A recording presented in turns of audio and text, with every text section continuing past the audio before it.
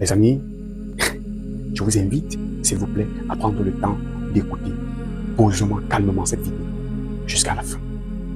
Écoutez cette vidéo et retenez une chose. Quand Dieu vous envoie sur terre pour vous battre contre le mensonge, ce n'est pas vous qui faites, ça sort seul. Ça sort seul de votre ventre. Vous ne tolérez pas l'injustice quand vous êtes l'enfant de Dieu, quand Dieu vous a envoyé pour vous battre pour la vérité. Prenez le temps d'écouter cette vidéo jusqu'à la fin, mes amis, et surtout, likez, commentez et partagez. D'une montagne non pas magique mais très particulière, ces stocks, ils existent et l'Iran se prépare de nouveau à affronter les Américains et les Israéliens. Oui, effectivement, 13 missiles en 38 jours de guerre, mais pour autant, les stocks iraniens ne sont pas vraiment entamés. Les responsables militaires et du renseignement américain estiment que l'Iran dispose d'une importante capacité de lancement de missiles. Plus de la moitié des lanceurs de missiles iraniens sont encore intacts et l'Iran possède encore dans son arsenal des milliers de drones d'attaque. On va regarder les chiffres, 40% de son arsenal de drones d'attaque et plus de 60% de ses lanceurs de missiles, des lanceurs qui peuvent parfois être ensevelis mais pas détruits. Quant aux missiles de croisière, de défense côtière, une grande partie est aussi intacte, ce qui est largement suffisant pour menacer les navires du détroit d'Ormuz. Parmi ces lanceurs, ceux qui sont inaccessibles, comme les lanceurs qui sont enfouis sous terre, l'Iran se défend grâce à son vaste réseau souterrain, ces villes missiles que l'on aperçoit sur ces images de propagande. Selon des estimations, il y en aurait des dizaines éparpillées dans les régions montagneuses du pays. Certaines sont connues des Américains et des Israéliens, elles ont été frappées. Il faut dire que l'Iran se prépare à ce type de conflit depuis des décennies. Alors arrêtons-nous un instant avec des images, vous allez le voir, impressionnantes. Il s'agit d'une ville missile, c'est sous une montagne, Yazd, nous sommes dans le centre de l'Iran. Oui, et sa particularité, c'est qu'elle est enfouie à environ 500 mètres de profondeur dans une montagne, une forteresse cachée, taillée dans une roche très dure et extrêmement difficile à casser. C'est la Yazd, même pour des bombes très puissantes comme la GBU-57. C'est une géologie qui agit elle-même comme une défense avec une roche granitique qui absorbe l'énergie explosive. Elle réduit l'efficacité des bombes. Les tunnels sont par ailleurs indivisés par des portes résistantes aux explosions pour limiter les dégâts. Une base qui posséderait également des systèmes ferroviaires automatisés pour déplacer les missiles à travers les tunnels. Une base qui est connue puisque selon l'Institut pour l'étude de la guerre, l'ISW, elle a déjà été touchée au moins 6 fois, dont les 1er, les 27, les 28 mars dernier. Des bases intouchables, des stocks encore bien fournis qui n'incitent pas à reprendre la guerre. Par ailleurs, le cessez-le-feu actuel profite aux Iraniens car selon une source à Reuters, certains lanceurs auraient été déterrés, mais aussi des munitions, des drones et d'autres matériels qui avaient été enfouis par les bombardements des premières semaines du conflit. Merci beaucoup pour toutes ces précieuses informations, Sylvia. Général Richoux, ça vous inspire quoi que cet arsenal, alors on va pas dire quasi intact, il y a beaucoup de propagande là-dedans, mais il existe encore? Oui, il existe encore. Contrairement à ce que dit le président américain, on les a mis à genoux et on a tout détruit. Visiblement, c'est faux. Non, ça n'est pas vrai. On le sait, parce que s'ils avaient tout détruit et si la guerre était terminée, ils ne seraient plus là. Donc quand ils nous expliquent qu'on va remettre le couvert, c'est forcément qu'ils n'ont pas réussi à atteindre tous les objectifs. Bon, alors il y a ce genre de montagne, bien sûr. Alors, c'est pas totalement invincible. Il y a des aérations, il y a des entrées. Si on bouche les aérations, si on tire dans des aérations, je peux vous dire qu'à 500 mètres, vous n'allez pas vivre véritablement bien. Mais c'est vrai que sur le plan, on peut pas l'atteindre avec la GBU-57 qui doit pouvoir perforer 40 mètres, quelque chose comme ça de béton ou de roche, mais pas beaucoup plus. Si c'est à 500 mètres sous terre, c'est terminé.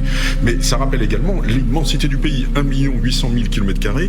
Si c'est dispersé, il y aurait plus de 100 sites, nous avait dit Sophia Mara, je crois qu'elle a parlé de 105 sites répertoriés. Ça veut dire qu'on n'est pas arrivé, vous voyez, donc l'immensité du pays, la dispersion de ces sites, l'enfouissement de ces sites, font que, effectivement, il leur reste des forces résiduelles très importantes et peut-être des capacités de production, parce que c'est pas tout d'avoir des stocks. Et ils sont capables de faire. Pardon, général, je voulais finir, c'est très intéressant. Je parlais des services de renseignement américains et israéliens qui pointaient du doigt le fait que la capacité du régime à réparer en un temps record ce qui a été détruit. Oui, absolument, parce que les Shahed, ça coûte quelques milliers d'euros aujourd'hui. On dit 40 000, mais peut-être qu'en monnaie locale, ça fait encore moins. Et donc, dans ce genre de site, vous pouvez les fabriquer très facilement. Technologiquement, c'est facile. C'est moins facile pour les missiles, vraisemblablement. Mais les missiles, en plus, ça dépend des lanceurs. Mais les lanceurs, s'il vous reste, je ne sais pas, 500 lanceurs dispersés sur 1 800 000 km², vous imaginez, cachés, vous imaginez la difficulté. Bien entendu, ils ne sont pas rassemblés sur une piste d'aérodrome aérodromes à la queue leu-leu. Donc c'est un travail absolument considérable. Ça rappelle que l'immensité du pays est en soi, effectivement, une protection. Le président américain Donald Trump a déclaré le retrait des troupes américaines d'Allemagne, annoncé par le Pentagone ce vendredi, concernera bien plus que 5000 soldats. Le retrait devrait être achevé d'ici 6 à 12 mois et ramènera les effectifs américains en Europe à un niveau comparable à celui d'avant 2022, avant le déclenchement du conflit en Ukraine. Pour rappel, il y a plus de 36 000 militaires en Allemagne, soit le plus grand contingent en Europe. Monsieur le Président, pourquoi les États-Unis retirent-ils leurs troupes d'Allemagne? Pourquoi les États-Unis font-ils cela? Nous allons réduire considérablement nos effectifs et nous les réduirons de bien plus que 5000 unités. La décision de retirer les troupes intervient dans un contexte de tensions croissantes entre Washington et ses alliés européens. Sur fond de désaccords liés à la guerre au Moyen-Orient, le chancelier allemand Friedrich Merz avait en effet sévèrement critiqué la position de Donald Trump concernant la guerre en Iran, affirmant que l'Iran avait humilié les États-Unis, consacrant ainsi un tournant dans les relations entre les États-Unis et l'Allemagne. Les Américains n'ont manifestement aucune stratégie. Le problème avec ce genre de conflit, c'est qu'il ne suffit pas d'y rentrer. Il faut aussi pouvoir en sortir. Nous en avons eu la mère expérience en Afghanistan pendant 20 ans. Nous l'avons vu en Irak. Et je ne vois pas pour l'instant quelle issue stratégique les Américains préfèrent. D'autant plus que les Iraniens négocient manifestement avec beaucoup d'habileté ou refusent de négocier avec beaucoup d'habileté. Ils laissent les Américains se rendre à Islamabad pour qu'ils reviennent bredouille. Toute la nation est humiliée par les dirigeants iraniens, surtout par ces soi-disant gardiens de la révolution. La réaction allemande à la décision de Donald Trump a été assez calme. Le ministre de la Défense, Boris Pistorius, a déclaré que cette évolution était prévisible et a insisté sur la nécessité pour les Européens de renforcer leur autonomie stratégique. La présence de soldats américains en Europe et surtout en Allemagne est dans nos intérêts et ceux des États-Unis. Il est tout à fait évident que l'OTAN doit devenir plus européenne pour rester une alliance transatlantique. Nous, Européens, devons assumer davantage de responsabilités pour notre sécurité. D'ailleurs, un scénario similaire concernant l'Italie et l'Espagne est toujours évoqué dans la presse. Donald Trump avait d'ailleurs éludé la question en critiquant avec virulence les deux pays. Pour rappel, l'Espagne a refusé de mettre à disposition ses bases militaires aux forces américaines pour leur guerre avec l'Iran, tandis que l'Italie n'a pas soutenu les actions des États-Unis. Vous avez évoqué un éventuel retrait d'une partie des troupes d'Allemagne. Envisagez-vous des mesures similaires pour l'Espagne et l'Italie? Après tout, elles ne nous ont pas vraiment soutenus. Oui, probablement, j'y réfléchirai. Pourquoi pas? L'Italie ne nous a pas aidés et l'Espagne était horrible, absolument horrible.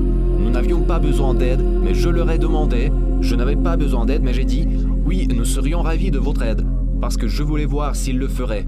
Et dans tous les cas, ils ont répondu qu'ils ne voulaient pas s'impliquer.